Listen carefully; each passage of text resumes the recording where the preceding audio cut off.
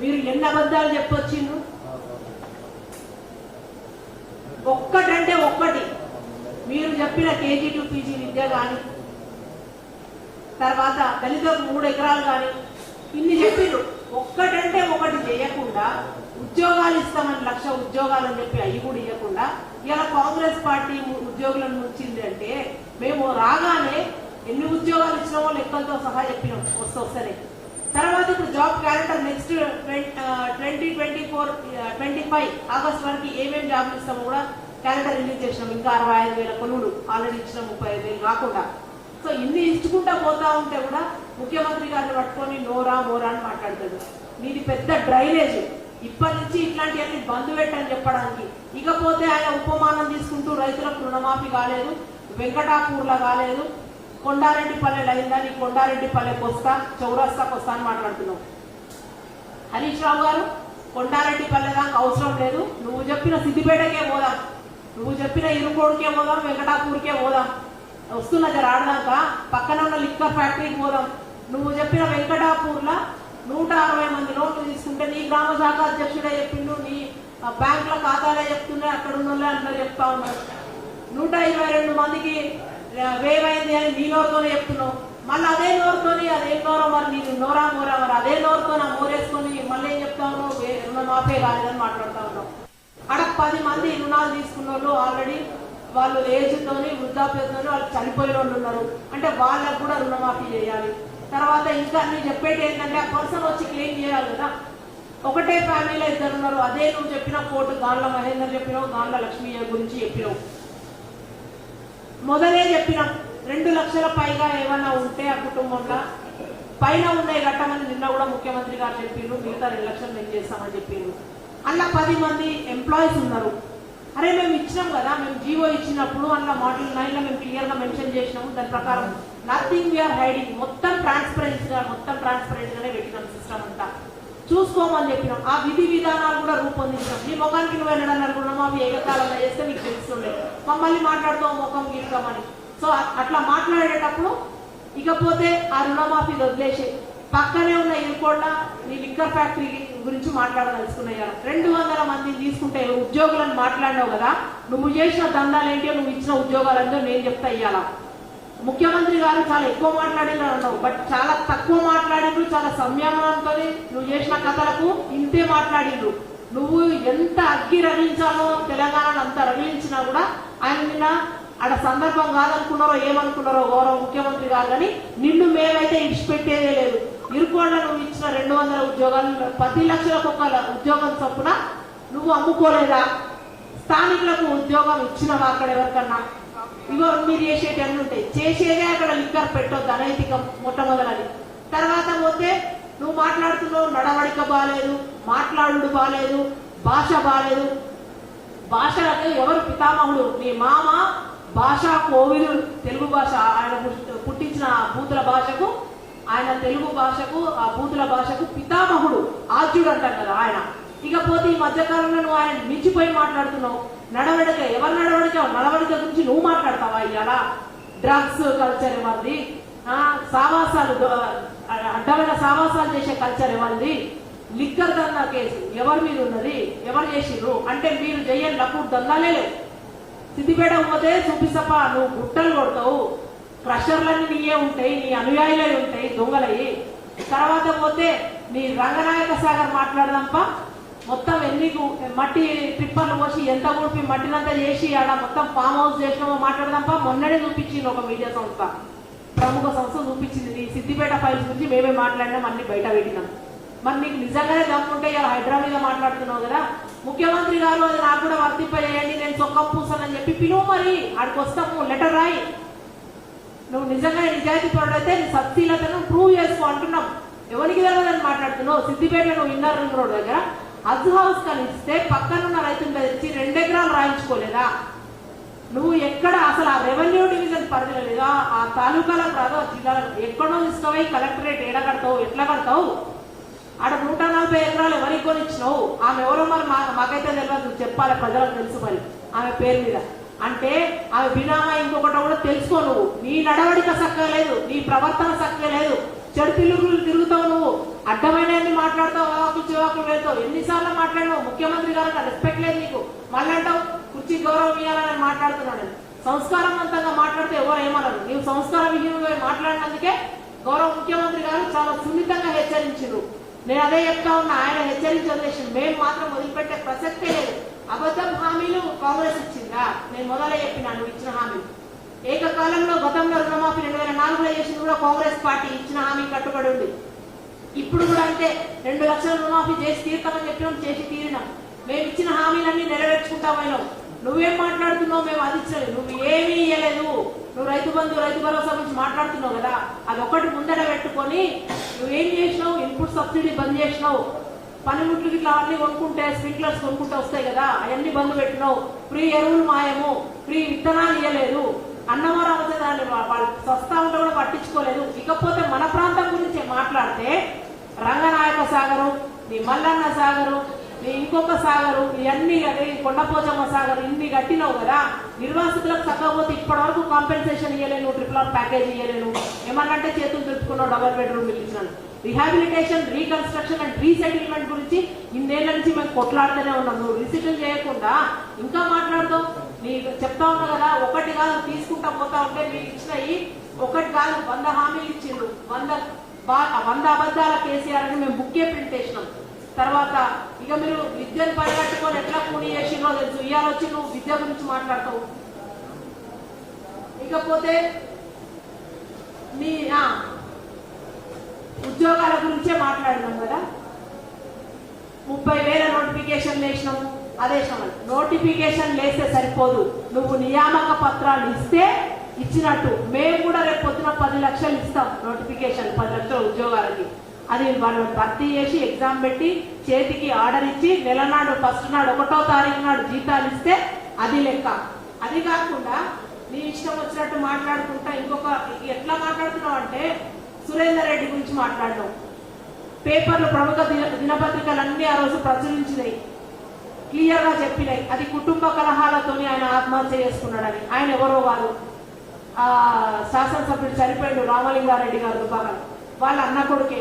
Clear గా ఆ letter suicide note కూడా పేపర్లు ప్రముఖ దినపత్రికలన్నీ కూడా నెక్స్ట్ డే ప్రచురించినాయి, సోషల్ మీడియాలో కూడా అందరు చూసారు.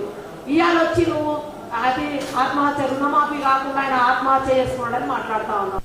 నీది నోరు కాదు, నీది మోరి. అది మోరి కూడా కాదు, అంతకన్నా పెద్దది. నువ్వు పెద్దగా ఉన్నా అన్నావు కదా, మనిషి పెద్దగా కాదు, నీది నోరు పెద్దగా ఉంది. అది డ్రైనేజ్ కంపు వాసన వస్తుంది. ఒక్కసారైనా నిజాలు మాట్లాడమని ఇవాళ మేము హెచ్చరిస్తా ఉన్నాం. తర్వాత ఇక చెప్పిన ప్రవర్తన గురించి ఆల్రెడీ చెప్పిన. ఇకనైనా సరే కొంచెమన్నా హుందాతనంగా వ్యవహరించండి. ఇష్టం వచ్చినట్టు బజార్లో వీధి రౌడీలాగా పోయి వీధుల మీద పడి కొట్టుకోకండి. మీరు తెలంగాణలో శాంతి భద్రతలతో చాలా చక్కగా కలిసిమెలిసి ఉన్న సంస్కృతి మనది. మీరు వచ్చి ఇవాళ అగ్గిపుల్ల పెట్టి అగ్గి రాజేసి నువ్వు ఆ రోజు పోసుకున్న రోజు పెట్రోల్ పోసుకున్న రోజు అగ్గిపుల్ల వేసుకుంటే పీడనే పోయేది, దరిద్రం వదిలేది. ఇవాళ పిల్లలందరినీ రెచ్చగొట్టి ఇప్పుడు వచ్చి నువ్వు మళ్ళా మంటలు పెట్టడానికి సేమ్ థింగ్ అదే చేస్తా ఉన్నావు, ప్రొవోక్ చేస్తా ఉన్నావు. అట్లాంటిది బంధు పెట్టుకో అని చెప్తా ఉన్నాం. ఇవాళ కాంగ్రెస్ పార్టీ 100% కట్టుబడి ఉంది. ఇచ్చిన హామీలు కానీ చేస్తామన్న అభివృద్ధి కానీ చేసి చూపిస్తాం. ఇంకొకసారి మాట్లాడేటప్పుడు ముఖ్యమంత్రి గారి గురించి కానీ కాంగ్రెస్ పార్టీ గురించి మాట్లాడడానికి కానీ నీకు నైతికత లేదు. అవును, ఒక్కటే ఒక తప్పు చేసింది కాంగ్రెస్ పార్టీ, తప్పులు చేసింది అంటున్నావు కదా మిస్టర్ హరీష్ రావు. ఒకటే ఒక అతిపెద్ద తప్పు చేసింది. ఏందో తెలుసా? దిక్కు దివారం లేదు, నువ్వు ఎవడో లేదు రోజులల్లా. కనీసం వార్డు మెంబర్ కానీ నిన్ను మంత్రి చేసింది కాంగ్రెస్ పార్టీ చేసిన అతిపెద్ద తప్పు అది. నిజంగా ఇవాళ కూడా మేము దిద్దుకోలేని తప్పు అది. నీకు రాజకీయ భిక్ష పెట్టిన కాంగ్రెస్ పార్టీ మీద నువ్వు కక్ష కట్టి ఇష్టం వచ్చినట్టు మాట్లాడుతున్నావు. నువ్వు కేంద్రం మీద మాట్లాడేందుకు, వరద సహాయం చేయాలని వాళ్ళని అడగరేందుకు? మీరు కనీసం జనాలు చచ్చిపోతా ఉంటే రాజకీయాలు చేస్తారా? మీరు బయటికి వచ్చి అంత గతి కొట్టుకపోతుందా మీకు? మంచిగా సంపాదించుకుంటారు కదా 10 ఏళ్ళ. ఆడేదో అవును మర్చిపోయినా చెట్లు పెడుతున్నారంట కదా, ఇది ORR పక్కన 1200 ఎకరాలలో చెట్లు మొక్కలేస్తున్నావు అంట కదా. సో అవన్నీ మంచిగా దండిగా సంపాదించుకున్నావు. బయటికి తీయమంటే మా దగ్గర డబ్బులు లేవని మాట్లాడతాడట. సరే, ఎన్ని డబ్బులు ఉన్నాయి ఏందనేది తొందరలోనే లెక్కలు తేల్స్తాము. ఇందాక మేము అడిగిన అన్నిటికీ కూడా నువ్వు సమాధానం చెప్పు. హైడ్రాకు ముఖ్యమంత్రి గారికి గవర్నమెంట్కి ఒక లెటర్ రాయి. నీ సశీలతను నిరూపించుకో. ఏడ కూడా ఎఫ్టీఎల్లలో కానీ బఫర్ జోన్లలో కానీ నీవు లేవని నువ్వు నిరూపించుకో. అప్పుడు నువ్వు నిజంగా కూడా మంచోళ్ళు అని చెప్తాం. అప్పటిదాకా ఇక నిన్ను ఇట్లనే తింటా ఉంటాము. నువ్వు ఇంకొకసారి బయట ఎక్కడ పోయినా ఆ డ్రైనేజ్ నోరు వేసుకొని మాట్లాడడం బంద్ చేయని చెప్తా ఉన్నాము. ధన్యవాదాలు.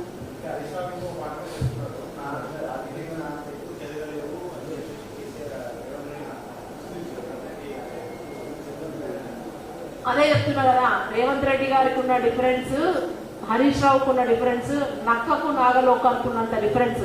ఈయన రేవంత్ రెడ్డి గారు రైట్ ఫ్రమ్ చిన్న జెడ్పీటీసీ నుంచి అక్కడి నుంచి ఎదిగిండు. ఏది లేకుండా నువ్వు డైరెక్ట్ పారాషూట్ అంటారు కదా, పారాషూట్ తో కాంగ్రెస్ పార్టీ చేసిన తప్పు ఇవ్వాలని చెప్తా ఉన్నాం. మా తప్పుకు మేము అదే మూల్యం తెలుసుకున్నాం. 40 ఏళ్ల సంధి మామ అల్లుళ్ళు ఆడ పట్టుకొని మా జిల్లాలో మా కాన్స్టిట్యున్సీలో సిద్దిపేట పట్టిన చరిత్రం వాళ్ళు. గన్ పాలిటిక్స్ చేస్తాడు ఆయన, బెదిరిస్తాడు, ఇనకపోతే చంపేస్తాడు. మేము గతంలో కూడా చెప్పినాం, రంగనాయక సాగర్ కట్టకు నువ్వు 12 మందిని చంపిన వాళ్ళని ఇప్పుడు చెప్పు హరీష్ రావు అంటున్నాం. నీకు అడ్డం వస్తే గన్ను పెడతావు, నువ్వు నీకు అడ్డం వస్తే పైసలు పెడతావు, పోలీస్ స్టేషన్లలో పెడతావు, ఒక్కరిని కూడా నువ్వు మాట్లాడకుండా చేస్తావు అక్కడ. అన్ఫార్చునేట్లీ చాలా డిఫరెన్స్ ఉంది. రెడ్డి గారు మీరు అడిగిన క్వశ్చన్ అదే కదా, ఆ డిఫరెన్స్ చాలా ఉంది హరీష్ రావుకును రేవంత్ రెడ్డి గారికి. రేవంత్ రెడ్డి గారు చాలా క్లియర్ పాలిటిక్స్ చేస్తారు, ఎక్కడ కూడా ఏం లేదు ఆయన మీద. నీ మీద ఉన్నన్ని ఇవి బయట పడితే నీ పాపాలని బయట పడ్డ రోజు నువ్వు హరీష్ రావు ఏదో తేలుతుంది. అప్పటిదాకా నువ్వు అట్లనే ఉంటా అంటున్నావు, కానీ నోరు దగ్గర పెట్టుకుంటే ఇంక కొంచెం లేట్ అవుతుంది. లేదంటే నువ్వు చెప్పినావు కదా హరీష్ రావు మిమ్మల్ని వదిలిపెట్టా, నీ గుండెల్లో నిద్రపోతా, నువ్వు కాదు వదిలిపెట్టేది, ఇప్పటి నుంచి మేము వదిలిపెట్టాము. నువ్వేడ నిద్రపోతే మాకేంది, గాడ మెదక్లో అనుకుంటేది, హైదరాబాద్లో అనుకుంటేది, సిద్దిపేటలో అనుకుంటేది, చాలా చోట్ల ప్రాపర్టీస్ ఉన్నాయి, ఏడన్నా నిద్రపో. కానీ రేవంత్ రెడ్డి గారికి జూబ్లీ హిల్స్ లో ఒకటే ఇల్లు ఉన్నది, ఆడనే ఉంటాడు, పార్టీ ఆఫీస్ ఉంది, ఈడికే వస్తాడు, లేదంటే సచివాలయం పోతాడు, అసెంబ్లీకి పోతాడు, పరిపాలన అందిస్తాడు. మీ మామలాక ఫామ్ హౌస్ లను నేను చెప్పిన నీకు సదరు ఇల్లు ఏడేడు అని చెప్పిన కదా, ప్రాపర్టీస్ ఆడనే ఉన్నాడు, అదొకటే ఉన్నది. Thank you.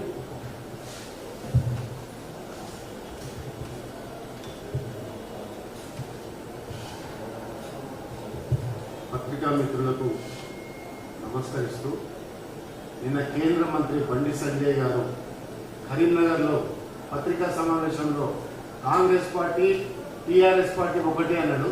దానిని తీవ్రంగా ఖండిస్తా ఉన్నాను. గతంలో 10 సంవత్సరాలుగా టీఆర్ఎస్ పార్టీ బీజేపీ పార్టీ ఒకటే తాను ముక్కలుగా కేంద్ర ప్రభుత్వంలో తీసుకొచ్చిన ప్రతి అంశాన్ని, ప్రతి పథకాన్ని అధ్యక్ష ఎన్నికల్లో కానీ ఉపాధ్యక్ష ఎన్నికల్లో జీఎస్టీ కానీ నల్ల చట్టాల్లో కానీ 30 రోజులు నెలకొంటే 40 సార్లు పెట్రోల్ ధరలు, డీజిల్ ధరలు పెంచిన గత ప్రభుత్వానికి మద్దతు తెలుపుకుంటా మీరు కవల పిల్లలుగా తిరిగి తప్ప కాంగ్రెస్ పార్టీ ఎప్పుడు కూడా బీఆర్ఎస్ తో కానీ బీజేపీతో కానీ కూడా కలవాల్సిన పరిస్థితి ఏర్పడలేదు. నేను బండి సంజయ్ గారి కేంద్ర మంత్రి, ఒక బీసీ మంత్రిగా ఉండి కేంద్రంలోని జనగణ చేపట్టకుండా టైం పాస్ చేస్తున్న నరేంద్ర మోడీ గారి దగ్గర పోయి దేశంలో జనగణ ఎందుకు చేపట్టరు, దీనిలో కులగణ ఎందుకు తీయరని ఎన్నో సంవత్సరాలుగా చేస్తున్న డిమాండ్ సరాసరి ప్రధానమంత్రి దృష్టి తీసుకపోయే దమ్ము లేదు. కానీ రేవంత్ రెడ్డి గారి మీద ఇష్టం వచ్చినట్టు మీరు మాట్లాడితే, ఇష్టం వచ్చినట్టు పరభాష మాట్లాడితే సూర్యుని మీద దుమ్ము వస్తుంది, మానవకాలం మీద పడుతున్న సంగతి ఈ సందర్భంగా కేంద్ర మంత్రి నేను డిమాండ్ చేస్తా ఉన్నాను. అదే విధంగా దేశంలో జనగణన చేపట్టలేదు, కానీ రాష్ట్ర గౌరవ ముఖ్యమంత్రి రేవంత్ రెడ్డి గారు వచ్చిన తర్వాత ఈ రాష్ట్రాన్ని మొత్తం అభివృద్ధి లక్ష్యంగా ప్రజా పరిపాలన చేస్తున్న ముఖ్యమంత్రి రేవంత్ రెడ్డి గారు ఇవాళ రాష్ట్రాల్లోని జనగణన చేపట్టాలి, అందులో కులగణ తీయాలని చెప్పేసి ఎప్పుడో 1931లో బ్రిటిష్ వాడు చెప్పిన లెక్కల ప్రకారం కాదు, దానికి సైంటిఫిక్ ఆధారాలు లేవు. కాబట్టి మరొకసారి రాష్ట్రంలో కులగణ చేపట్టాలని, అదే విధంగా 160 కోట్ల రూపాయలు రిలీజ్ చేసిన ముఖ్యమంత్రి గారిని ఇవాళ రాష్ట్రాలు ఆదర్శంగా తీసుకుంటారనే సంగతి ఈ సందర్భంగా మనం చేస్తున్నాం. అదే విధంగా ముఖ్యమంత్రి గారు చేస్తున్న ఒక దార్శనికత, ముందు చూపు, ఈ రోజు 7 నెలలు అయినప్పుడు కూడా ఏ నీళ్ల కోసం నిధుల కోసం అంటే ఉస్మానియా యూనివర్సిటీ, అదేవిధంగా కాకతీయ యూనివర్సిటీలో విద్యార్థులు చనిపోయారు, ఆ ఉద్యోగాల కోసం ఎల్బీ స్టేడియం సాక్షిగా 34,000 ఉద్యోగాలు ఇస్తారని నిన్న కూడా ప్రకటించిన సంగతి మనందరం చూసాం.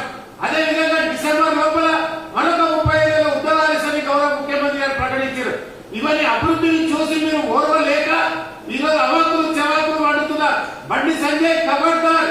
ఇంకొకసారి కాంగ్రెస్ పార్టీని విమర్శించిన ఒక అభివృద్ధి లక్ష్యంగా అభివృద్ధి టార్గెట్ గా పనిచేస్తున్న మా ముఖ్యమంత్రి అదేవిధంగా మంత్రులు డిసెంబర్ 7 తారీఖు నుంచి మొదలుకొని ఈ రోజు వరకు కూడా నిద్ర లేని రాత్రులు గడుపుతున్న మా మంత్రి మండలి గౌరవ ముఖ్యమంత్రి గారు చూసి వేరే రాష్ట్రాలు ఆదర్శంగా తీసుకుంటున్నాయి. ఇలా రుణమాఫీ విషయంలో కానీ ఇచ్చిన 6 గ్యారెంటీల విషయంలో కానీ పారదర్శకతో ముందుకు పోతున్న ముఖ్యమంత్రిని పట్టుకొని మీరు ఇష్టానుసారంగా మాట్లాడితే మీరు నిజంగా కాంగ్రెస్ కార్యకర్తలు చూస్తూ ఊరుకోరన్న సంగతి సందర్భంగా పనిచేస్తున్నా. నిజంగా బండి సంజయ్కి దమ్ముంటే కేంద్రం నుంచి రావాల్సిన నిధులు కానీ విభజన చట్టాల్లోని హామీలు కానీ కేంద్ర ప్రభుత్వం దగ్గర ఎందుకు కొట్లాడలేవని సందర్భంగా మనం చేస్తూ ఇంకొకసారి ఆలోచించాలి. రేవంత్ రెడ్డి గారిని విమర్శిస్తే ఏదో మేము గొప్పవారం అవుతామనుకుంటారు. రేవంత్ రెడ్డిని విమర్శిస్తే తెలంగాణ సమాజం అంతా తిరిగి మిమ్మల్ని బుద్ధపెట్టుకున్న సంగతి సందర్భంగా మన బండి సంజయ్ గారిని హెచ్చరిస్తూ మరి పత్రికా సమావేశం విలేకరులందరూ కూడా థ్యాంక్ యూ.